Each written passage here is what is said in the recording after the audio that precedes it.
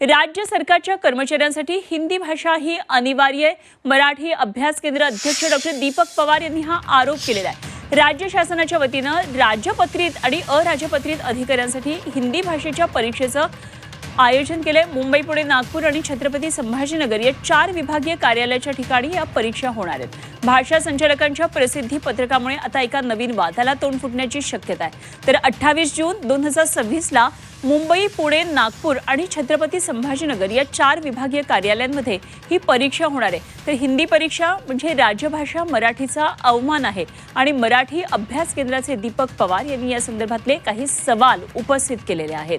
मोठी बातमी आहे, राज्य सरकारचे जे कर्मचारी आहेत त्यांना आता हिंदी भाषा अनिवार्य करण्यात आलेली आहे अशा प्रकारचा हा आरोप होतो आहे आणि मराठी अभ्यास केंद्र अध्यक्ष डॉक्टर दीपक पवार यांनी हा आरोप केलेला आहे।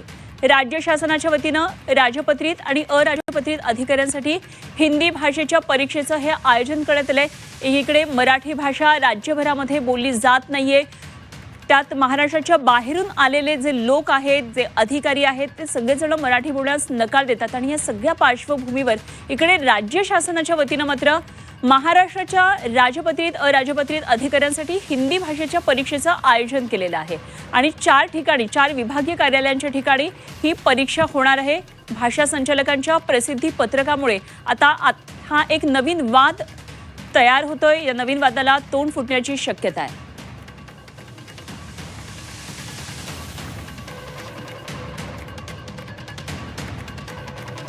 आणि या संदर्भात आणखी माहिती जाणून घेणार आहोत। आमचे प्रतिनिधी ओम देशमुख सध्या आपल्याबरोबर जोडले गेलेत आणखी सविस्तर तपशिलांसाठी। ओम, काय नेमकं या बातमीमध्ये काय नेमकी अशी गोष्ट आहे की दीपक पवारांनी आरोप केलेत आणि खरं तर इकडे मराठी सक्तीचा विषय एवढा ताजा असताना, त्याच्यावरून वाद होत असताना हिंदी सक्ती अधिकाऱ्यांना कशासाठी?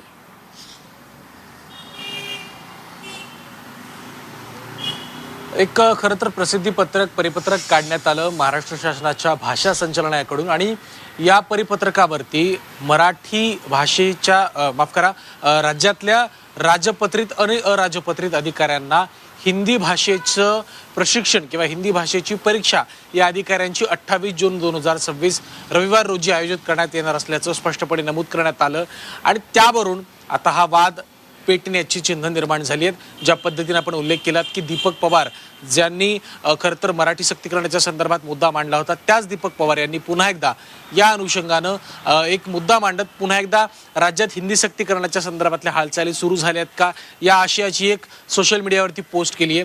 खरं तर या प्रकरणावर आता राजकीय आरोप प्रत्यारोप देखील सुरू झालेले आहेत। मनसेच्या वतीनं संदीप देशपांडे हे आता या सगळ्या प्रकरणात पत्रकार परिषद घेऊन सरकारच्या वतीनं हा जो काही निर्णय घेण्यात आला त्यावरती टीका टिप्पणी करणार आहेत। अर्थात सगळ्यात महत्त्वाचा मुद्दा म्हणजे या परीक्षेच्या संदर्भात अनिवार्य किंवा ऐच्छिक असा कुठलाही परिपत्रकात शब्द उल्लेखित करण्यात आलेला नाहीये। त्यामुळे या भाषेच्या या परीक्षेसंदर्भात ही परीक्षा ऐच्छिक आहे की अनिवार्य आहे याबद्दल सुद्धा स्पष्टीकरण होणं तितकंच आवश्यक आहे।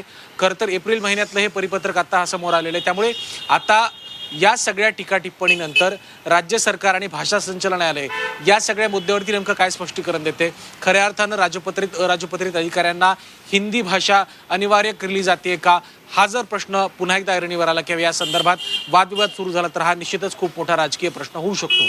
त्यामुळे सरकारकडनं या सगळ्या संदर्भात नेमकी काय भूमिका घेतली जाते आणि जर ही भाषा अनिवार्य केली जात असेल तर त्यावरती विरोधकांचा विशेषत्वानं मराठी भाषेवरून सातत्यानं आंदोलन करणाऱ्या पक्षांचं नेमकं काय म्हणणं असेल हे देखील पाहणं महत्त्वाचं ठरतंय। त्यामुळे शासनाची भूमिका नेमकी काय हे आता याकडे सर्वांचंच लक्ष लागलंय। निश्चितच ओम, जरूर लक्ष ठेवून राहा, कारण निश्चित या घडामोडीचे पडसाद पुढच्या काळामध्ये उमटणार हे निश्चित आहे।